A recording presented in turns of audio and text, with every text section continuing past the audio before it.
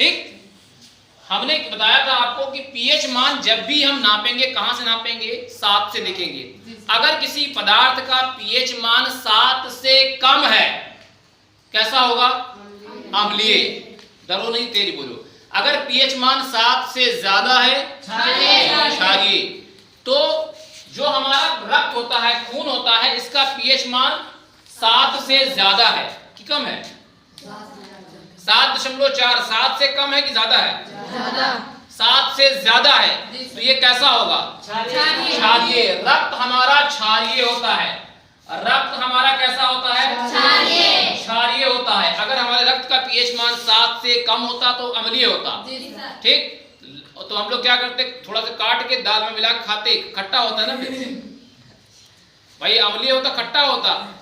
तो नींबू नहीं है तो थोड़ा काट लिए, मिला लिए, खा लिए। ठीक, लेकिन क्या है, पीएच मान 7.4 है, यानी कि हमारा रक्त क्षारीय है।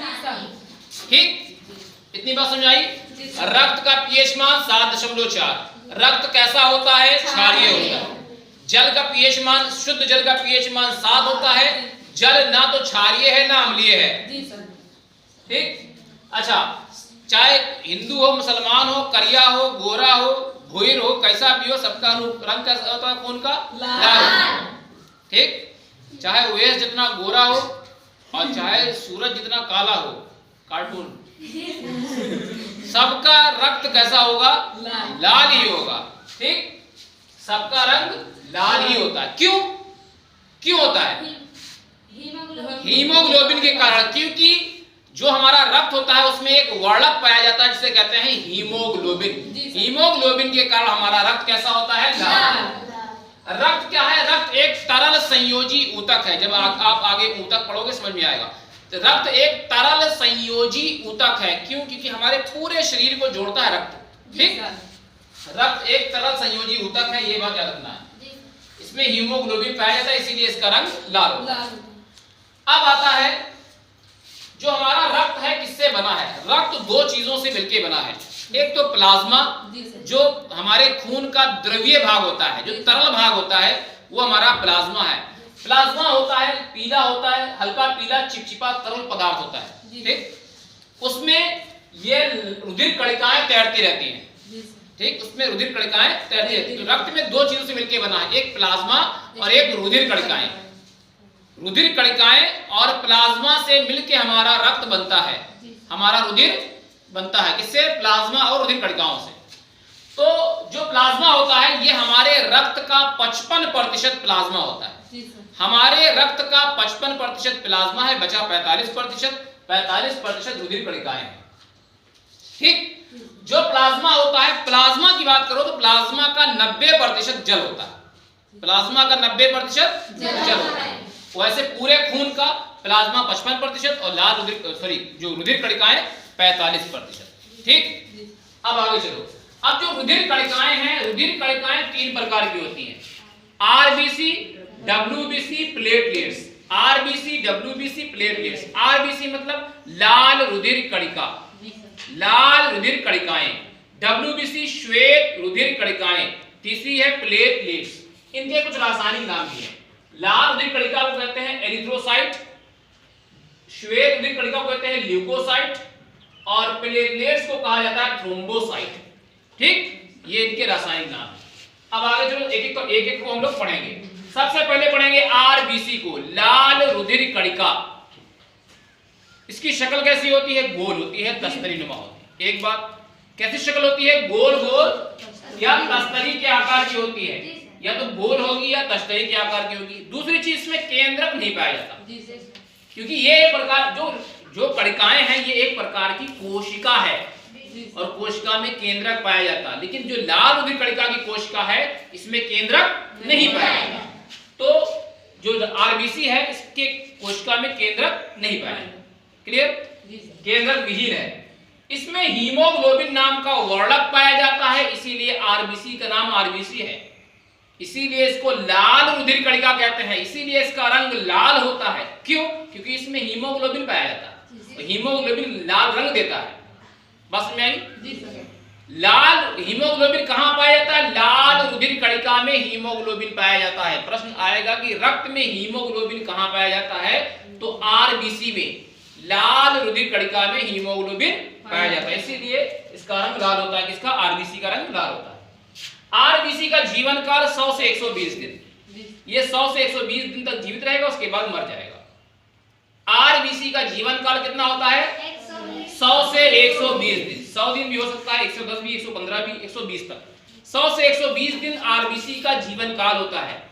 आरबीसी यानी लाल रुधिर कणिका का जीवन काल 100 से 120 दिन होता है, उसके बाद ये मर जाता है, रक्त में तैरता रहता है। क्यों? क्योंकि इसमें लाइसोसोम नहीं पाया जाता, इनकी कोशिकाओं में लाइसोसोम पाया नहीं जाता जो इन मरी कोशिकाओं को भक्षण कर सके। ठीक, तो क्या वो तैरता रहता है और जाके पीलिया में दफन हो जाता है। इसीलिए पीलिया को आरबीसी की कब्र कहा जाता है। पीलिया को आरबीसी की कब्र कहा जाता है। आरबीसी की कब्र क्या है? पीलिया। पीलिया को आरबीसी की कब्र कहा जाता है। किसी बात समझ में आई? जी सर। अब तो ये बात थी कि आरबीसी है क्या, लाल रुधिर कणिका है क्या। अब आगे हम कहेंगे कि भाई आरबीसी हम पढ़ रहे हैं, इसका काम क्या है, हमारे शरीर में ये क्या करती है आरबीसी। तो आरबीसी का एक काम है गैसों का आदान प्रदान करना, गैसों का परिवहन करना। ऑक्सीजन को लेके आती है और कोशिकाओं से कार्बन डाइऑक्साइड को लेके जाती है। हमने आपको बताया था जब हमारा शरीर में भोजन पचता है, ठीक है, ग्लूकोज के साथ ऑक्सीजन क्रिया करती है, ऊर्जा निकलती है, ऊर्जा का हम लोग प्रयोग कर लेते हैं। कार्बन डाइऑक्साइड गैस जो बनती है वो रक्त का जो आरबीसी है वो लेके जाएगा फेफड़े के पास। फेफड़े से कहेगा भैया ऑक्सीजन है, कहेगा है, वो ऑक्सीजन उसको देगा और उससे कार्बन डाइऑक्साइड ले लेगा। कार्बन डाइऑक्साइड बाहर गैस बाहर निकल आएगी, ऑक्सीजन आरबीसी लेके जाएगा पूरे शरीर में। फिर वहां से वो लेके आएगा कार्बन डाइऑक्साइड, फिर देगा वो फेफड़े को, फिर वो लेके जाएगा, ऐसे चलता रहता है। ये क्या है? डाकिया। जी सर। आरबीसी क्या है?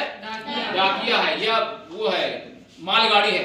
जी सर। आरबीसी क्या है? मालगाड़ी है। वो ऑक्सीजन लेके आती है, कार्बन डाइऑक्साइड लेके जाती है। तो आरबीसी क्या है? मालगाड़ी है। ये गैसों का परिवहन करती है, गैसों का परिवहन। कार्बन डाइऑक्साइड और ऑक्सीजन गैस का परिवहन कौन करता है? आरबीसी। इसका कार्य खत्म, इसका एक कार्य है। ठीक, दूसरा आता है आपका डब्ल्यूबीसी, श्वेत रुधिर कणिका या ल्यूकोसाइट। श्वेत रुधिर कणिका नाम से पता चलता है कि श्वेत माने सफेद, ये रंगहीन होता है, इसमें कोई वर्णक नहीं पाया जाता। दूसरा जैसे अमीबा, कभी पिचका, कभी मोटा, कभी टेढ़ा। अमीबा कैसा होता है? कभी लंबा लंबा, कभी गोल, कभी कैसा, उसका कोई निश्चित आकार नहीं होता अमीबा का। वैसे ही डब्ल्यूबीसी का कोई निश्चित आकार नहीं होता। आरबीसी का गोल होता है, दस्तुरिनुमा होती है, लेकिन इसका कोई फिक्स आकार नहीं होता डब्ल्यूबीसी का। इसका जीवन काल बहुत कम होता है, 1 से 4 दिन इसका जीवन काल है। हमने एक चीज यहाँ बताना भूल गए थे कि आरबीसी बनती कहाँ है। आरबीसी अस्थि मज्जा में बनती है। आरबीसी कहाँ बनती है? अस्थि मज्जा में बनती है। और दफन कहाँ होती है? पीलिया में। और डब्ल्यूबीसी भी अस्थि मज्जा में ही बनती है। डब्ल्यूबीसी अस्थि मज्जा में बनती है और इसके कोशिका में लाइसोसोम पाया जाता है, तो इसको कहीं जाने की जरूरत नहीं है। इसका जो लाइसोसोम होता है इसकी मरी कोशिकाओं का भक्षण कर लेता है। ठीक, तो डब्ल्यूबीसी कहाँ बनती है? डब्ल्यूबीसी भी अस्थि मज्जा में बनती है, आरबीसी भी अस्थि मज्जा में बनती है। आरबीसी का कब्र कहाँ है? पीलिया है। इसका जीवन काल 1 से 4 दिन, उसका जीवन काल 100 से 120 दिन। ठीक, क्लियर? अब बात आती है कि डब्ल्यूबीसी का काम क्या है। तो डब्ल्यूबीसी का काम है प्रतिरक्षा। प्रतिरक्षा मतलब आपके शरीर को रोगों से बचाना, आपके शरीर की रक्षा करना, रोगों से रक्षा करना, ये डब्ल्यूबीसी का कार्य है। जैसे आपके शरीर में जीवाणु, कीटाणु, रोगाणु प्रवेश करेंगे जो आपके शरीर को नुकसान पहुंचाएंगे, आपको बीमार करेंगे, तो डब्ल्यूबीसी क्या करता है? अपनी संख्या बढ़ा लेता है, कहता आओ एक एक हाथ हो जाए। ठीक, तो जब हमला करेगा जीवाणु आपके शरीर पे, क्योंकि जीवाणु आपके शरीर में जब प्रवेश करेगा तो वो अपनी संख्या बढ़ा लेगा, डब्ल्यूबीसी अपनी संख्या बढ़ा लेगा और दोनों हो जाएगा युद्ध। तो डब्ल्यूबीसी क्या कर मार गिराएगा, उसका भक्षण कर देगा। जो हानिकारक रोगाणु प्रवेश करते हैं आपके शरीर में, उसका भक्षण कौन करता है? डब्ल्यूबीसी, ताकि आपके शरीर में कोई रोग उत्पन्न ना हो। तो आपको रोगों से बचाने का कार्य कौन करता है? डब्ल्यूबीसी। ठीक, ये डब्ल्यूबीसी कार्य हो गया, आरबीसी कार्य समझ लिया। अब आता है प्लेटलेट्स। प्लेटलेट्स बहुत इंपॉर्टेंट है, ये बहुत छोटे छोटे कण होते हैं। प्लेटलेट्स जो होता है इसमें भी केंद्रक नहीं होता, जैसे कि आरबीसी में केंद्रक नहीं होता, प्लेटलेट्स में भी केंद्रक नहीं होता। इसका जीवन काल 8 से 10 दिन। आरबीसी का जीवन काल 100 से 120 दिन, WBC का 1 से 4 दिन और प्लेटलेट्स का जीवन काल 8 से 10 दिन। ठीक, एक प्रश्न आता है कि किस बीमारी में प्लेटलेट्स बहुत तेजी से घटती है? तो डेंगू में प्लेटलेट्स की संख्या बहुत तेजी से घटती है। ठीक, अगर प्लेटलेट्स की संख्या बहुत ज्यादा घट जाए तो आदमी की मृत्यु भी हो सकती है। जैसे लिखा है इसमें, डेंगू रोग का नाम आजकल काफी चर्चित है, जो विशेष जाति के मच्छर के काटने से होता है। प्लेटलेट्स की संख्या इस रोग में कम होने लगती है। इनकी संख्या की जानकारी से इस रोग का पता लगता है। ठीक है, तो जब डेंगू हो जाता है तो डॉक्टर आपकी प्लेटलेट चेक करता है कि कितनी घटी कितनी बढ़ी। इसी से पता चलता है कि आपका डेंगू आपका जो बीमारी है वो ठीक हो रही है कि नहीं ठीक हो रही है। अगर प्लेटलेट संख्या बहुत ज्यादा घट जाती है तो आदमी मर भी जाता है। ठीक, तो प्लेटलेट्स का दूसरा नाम है थ्रोम्बोसाइट। अब आता है कि प्लेटलेट्स तो है, इसका 8 से 10 दिन इसका जीवन काल है। इसका काम क्या है? प्लेटलेट्स का कार्य क्या है? तो प्लेटलेट्स का कार्य है थक्का बनाना, रुधिर का थक्का बनाना। रुधिर का थक्का बनाने का काम कौन करता है? प्लेटलेट्स क्या करता है? रुधिर का थक्का बनाता है। ठीक है, प्लेटलेट्स का कार्य क्या है? रुधिर का थक्का बनाना।